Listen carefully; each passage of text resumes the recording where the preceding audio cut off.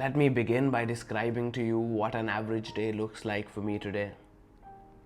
I wake up at 5:30 a.m. I go to the gym. I read.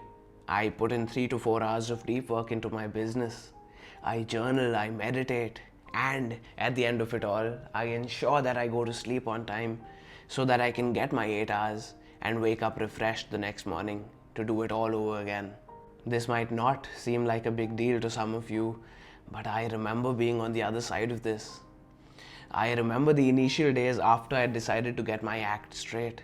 I would plan to get so much done the previous night, but every single time would end up wasting all my time the following day. I remember I would watch interviews of all these successful people and I would get so pumped and so motivated. I would decide then and there that I was going to wake up early the next morning and have an amazingly productive day. And I remember the moment I would realize that my plan had gone for a toss first thing in the morning, when I would wake up 2 hours later than I planned to. And so I wanted to make this video to talk about some of the things that I've learned about decision making through research as well as my trials and tribulations over the past year. Let's begin by understanding what happens inside our brains every time we're faced with a choice and we make a decision.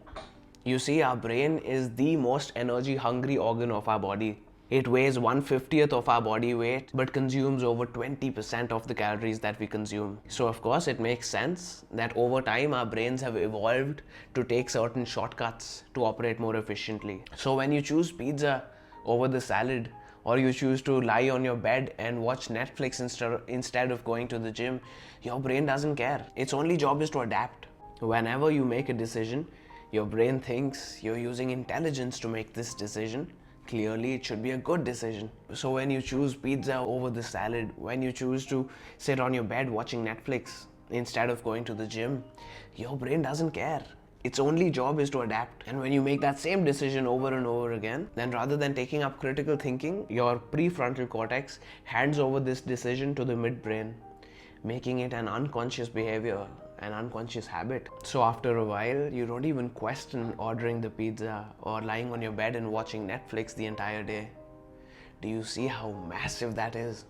This means that every time you make a wrong decision, you're engraving it more and more into your subconscious to the point that after a while you don't even realize that you're making the wrong decision. It just becomes a part of your unconscious behavior. It becomes a part of who you are. Let me try to diagrammatically convey what I just told you. Let's just say that this is the most beautiful drawing of a human you've ever seen. And this human is faced with a choice between, let's say, pizza and salad. I'm not even going to try to draw these out, so let me just write them. Or he's faced with a choice between watching Netflix and going to the gym, or any of the other thousands of choices we're faced with in a day. So, like I just told you, every time you make a decision between the choices that you have, you make it more likely for yourself to make that same decision in the future, as well as less likely that you'll make the opposite decision. As you make that same decision over and over again, you reach the point that it becomes a subconscious behavior, a reflex decision for you. I have a few takeaways from this information. Firstly, to just take it easy on yourself. At this point, when you've been making the wrong decision for years, you're not even supposed to have the thought of making the opposite decision, the correct decision. So if you do, appreciate yourself for that, be grateful for that. Secondly, that change is the hardest in the beginning. When you first decide to start doing something new, be it a productive habit or a healthy activity, those initial days are when it's going to be the hardest. And conversely to that is my third point, that it gets easier. Whatever the activity that you're trying to inculcate, trying to make a habit out of, the more you do it, the easier it is going to become, till you reach the point that the new habit becomes a subconscious behavior. The point when there isn't even a decision to be made anymore. The point when skipping the gym isn't even a choice that you consider anymore. I hate it when YouTubers just throw some random information at you and just leave you with it without telling you what to do. So here's exactly what you do. Here is the single greatest tip that I have to offer you. In the beginning of this video, I talked about how I struggled to get anything done initially. I used to have two things that I wanted to do every day. I wanted to put in at least a couple of hours of deep work into something productive, and I wanted to go to the gym. I would wake up in the morning knowing that I had these two things on my to-do list, but also knowing that I had the entire day to do them. As soon as I woke up, I would open up either YouTube or Netflix or start up a video game, and before I knew it, the entire day would have slipped by me. And even on the few good days when I would succeed in convincing myself to start with one of the two, almost every single time I'd end up skipping the second because I'd drain all my willpower just making myself do the first activity. This is completely in line with the science, by the way. You make over 1,000 decisions a day, and every time you convince yourself to do something productive by using your willpower, you deplete it. So, in contrast to what most people believe, your willpower is not a manifestation of your character that you can deploy without limits. Instead, it's like a muscle that tires with use. This means that when you wake up in the morning and have the choice between lying on your bed and opening up YouTube or going to the gym, you already know that by choosing YouTube, you're setting yourself up for failure, right? But what I'm trying to say here is that even when you somehow convince yourself to get up and go to the gym, you're depleting your willpower and thus setting yourself up for failure for the remaining 999 choices you have left for the day. So, how do you do the right things while at the same time preserving your willpower so that you can continue to do the right things throughout the day? There's only one way out of this. Don't give yourself the choice to do the wrong thing in the first place. That way you don't have to use your willpower to do the right thing. And how do you do that?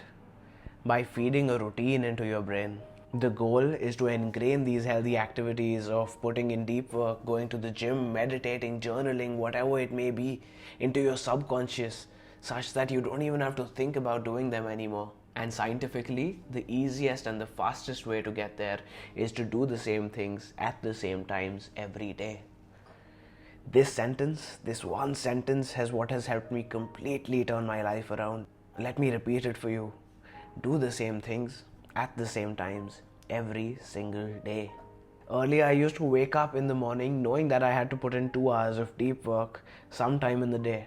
So first thing in the morning, I would ask myself, should we get to it right now? And another voice in my head would tell me that I had the entire day to do it and that I should ease into the day by just opening up YouTube for a bit. Then it would be Netflix, then a video game, then I'd call up a friend and we'd chat for an hour. The entire day would pass like this, with me remembering every few hours that I have some work to do and my monkey mind convincing me that I could delay it just by a little bit until it would be 11-12 p.m., at which point it would convince me that tomorrow was somehow going to be different and that I would get started first thing in the morning. But since I started following a routine, the difference is that at 7 a.m. I know it's time for me to meditate. At 8 I know I need to get to work. At 10 I know it's time for the gym. If I gave my brain the choice between lying on my bed and scrolling through Instagram or going to the gym, I know that I would miss the gym 9 times out of 10. And the 10th time it would take all my willpower to convince myself to go, after which I'd come back home and waste away the entire day. So I completely eliminated the choice. I have reminders for all my activities set up on my phone. So as soon as the clock strikes 10 and I get my reminder, I get up from my table and get ready for the gym. By 10:15 I'm out of the house. My brain doesn't know a reality anymore where I don't get up from my table as soon as my reminder pops up. But it does happen quite a few times that once I've reached the gym, I realize that I'm still a little too sore from yesterday's workout, or that I haven't taken a rest day in quite a few days, or even that I'm just feeling particularly lazy that day. All the excuses that would have stopped me from going to the gym. But it's too late by the time I realize that. So I just go ahead and have an amazing workout, regardless of whatever excuse my brain came up with. Here's a call to action for you. Pause this video right now and grab a pen and paper, or open up a Notion page, whatever your jam is, and make yourself a goddamn timetable. I know, you've probably not done this since you were a kid, but trust me, it's the greatest thing you'll do for yourself. I'll also put up my timetable somewhere on the screen. Making a timetable is what helped me go from not being able to do literally one thing right in a day. I used to call myself the ultimate procrastinator.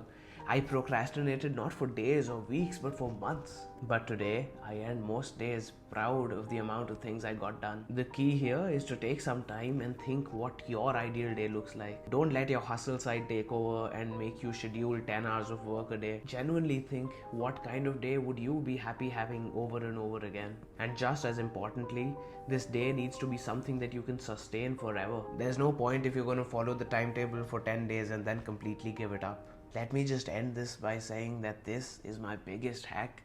It's the single greatest thing that I have to offer to you. If you're ever going to take anything away from my channel, let it be this. Go make yourself a timetable. And on that note, thank you for watching, and I'll see you around.